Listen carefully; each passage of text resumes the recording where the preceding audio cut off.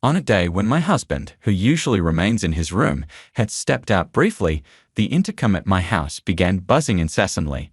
I answered the door to find my mother-in-law standing there, visibly excited. Surprised by the unexpected visit, I asked, "Hello, mother-in-law.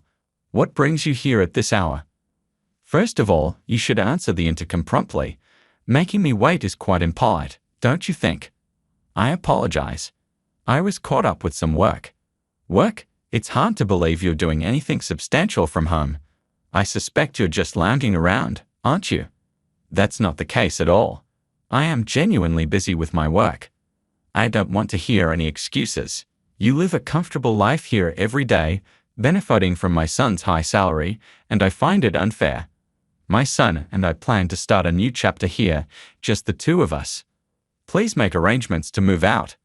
With a self-satisfied grin, she pulled a piece of paper from an envelope and handed it to me. "Here, take a look," she said. The document was marked Divorce Papers, with my husband's section already completed. "Wait, are these divorce papers?" I asked, astonished. "Yes. He's come to realize he can't continue with you. So sign these and vacate the premises immediately." She looked triumphant, clearly anticipating my shock. But I wasn't as rattled as she expected. With a calm smile, I signed the papers. Internally, I found her misunderstanding amusing. She had no idea what was really going on. "My name is Nancy.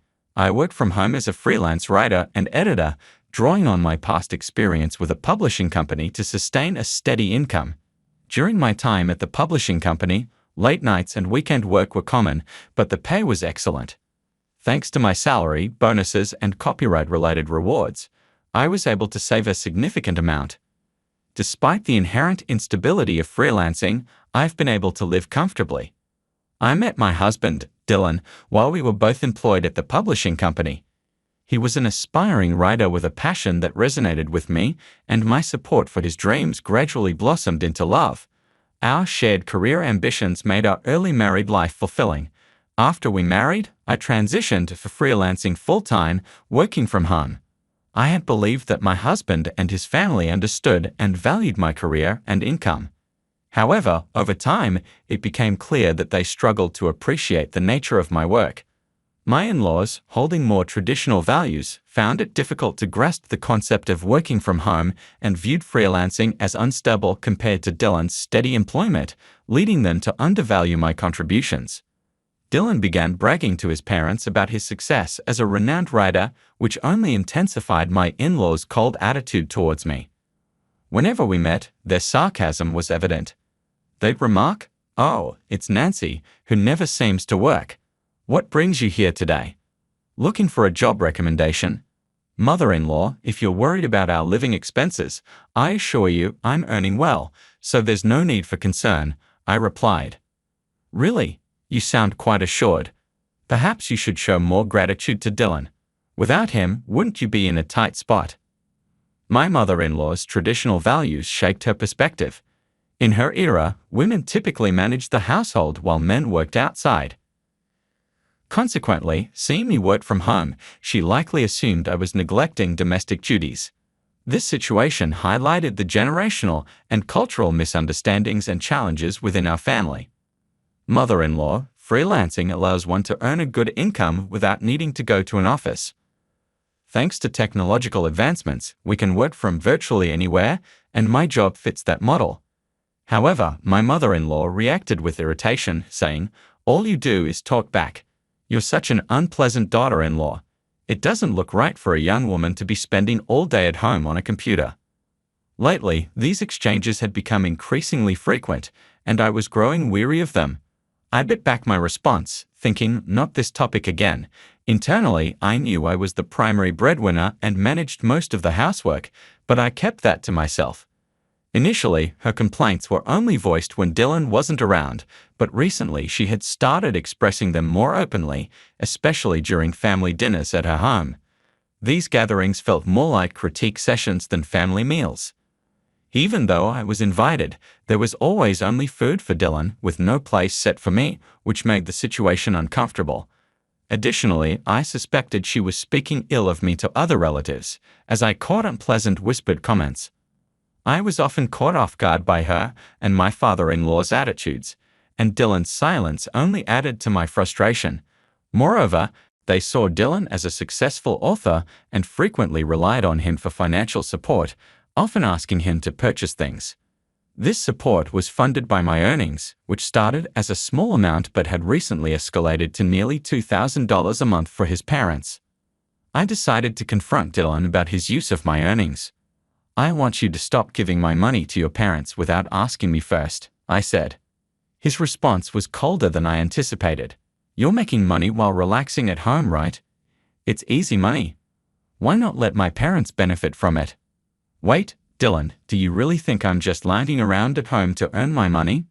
I was taken aback by his words. It felt like the final straw. I felt betrayed, confused, and heartbroken. Despite the challenges with his parents and our differing backgrounds, I had believed Dylan was on my side, which gave me the strength to endure. His words shattered that reassurance. Dylan, whom I thought understood my efforts and feelings, had joined those who mocked me behind my back. I remembered our first date when he spoke passionately about his work, his dreams, and his values. His enthusiasm and sincerity had drawn me to him. But lately he seemed to have lost that drive, spending his days aimlessly, often absorbed in games. This new side of him was a stark contrast to the person I had fallen for. Games aren't inherently bad, but his obsession with them had led him to neglect his passion for writing, which both saddened and injured me. I began to question whether I could continue my future with Dylan. The more I thought about it, the more bleak my future with him appeared. Consequently, I decided to divorce him and secretly began searching for a new place to live. I looked online for apartments suited for singles and visited several properties, prioritizing those with a quiet environment and strong security. Eventually, I chose a place that met my needs. One day, while Dylan was out, he usually spent his time playing games in his room. My mother-in-law paid an unexpected visit. I answered the door in surprise, and without waiting for an invitation, she plopped down on the living room sofa and declared, "Nancy, you need to leave this place." "Why are you saying this all of a sudden?" I was too stunned to react immediately. "It's quite clear. You're not good at housekeeping, and despite Dylan's success as a popular author, you haven't improved. Most importantly, you're failing at your work. I've explained this to you before. It's a misunderstanding." I tried to clarify. But my mother-in-law cut me off with a placid smile. "I intend to move in here and support Dylan. Taking care of him will be far better than dealing with that troublesome old lady." "Are you referring to Dylan's grandmother?" "Yes, that's the one. Even though I've done so much for her, she's always finding fault and showing no gratitude. I'm fed up with it. If I move in, I can look after Dylan, allowing him to focus on his work without any interruptions. Isn't that great?" With that, she pulled a piece of paper from the envelope she was holding. "So, would you please leave this house immediately?" I accepted the divorce papers she offered. They were already signed by Dylan. "Did Dylan actually sign these?" I asked, disbelief in my voice. "Yes," she said, a hint of amusement in her tone. "I suggested to Dylan that a divorce might be best for both of you. It seems he was quite eager to agree, as he signed them without a second thought." The events unfolded rapidly. I gathered my pre-packed bags and decided to move into a new apartment immediately. As I relocated, I also filed the divorce papers, marking the beginning of a new chapter. My new life turned out to be smoother and more comfortable than I had anticipated. My modest apartment, furnished only with the essentials, provided a simplicity that helped me concentrate. Free from complications, each day was calm and serene. I woke up to natural light streaming through the windows and the soothing sound of birds chirping in the distance. I could rise whenever I chose, enjoy a leisurely breakfast, and plan my day at my own pace. Immersed in my work, time seemed to fly by. It was a relief not to worry about the expectations and scrutiny of Dylan and my in-laws, allowing me to work in peace and at my own rhythm. One day, as I was deeply focused on my work at my desk, my smartphone buzzed with a call from Dylan. After a moment of hesitation, I decided to answer. "Nancy, please come back right now." Dylan's voice was urgent and desperate. "Why the sudden request?" I asked, puzzled. To be honest, my parents discovered I wasn't as successful as I claimed to be. I'm under a lot of pressure now. They're even talking about moving in and relying on my earnings. I really need you to come back. I understand, but returning isn't so straightforward. You signed the divorce papers, remember? Yes, and so did I. We've both chosen separate paths now, so you'll need to handle your own problems. It's no longer my concern. His voice was tinged with a mix of desperation and sorrow, but I remained firm. We've gone our separate ways. I could hear him sigh heavily on the other end. I get it, but since the divorce, I've faced many difficulties and significant expenses. I need help with costs like care fees for our parents and compensations for the disruptions caused. Why are you bringing this up now? I asked, confused. Your decisions have messed up all my plans. How could you? Do you remember how you and your parents used to mock me when we were married? I didn't want to say this, but now you seem like an adversary. Your financial troubles are due to your own failures at work. Figure it out on your own. I'm tired of being your fallback. With that, I ended the call.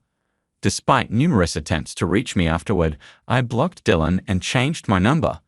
A few months later, I happened to pass by the location of his former house. Instead of the house, there was now an empty lot.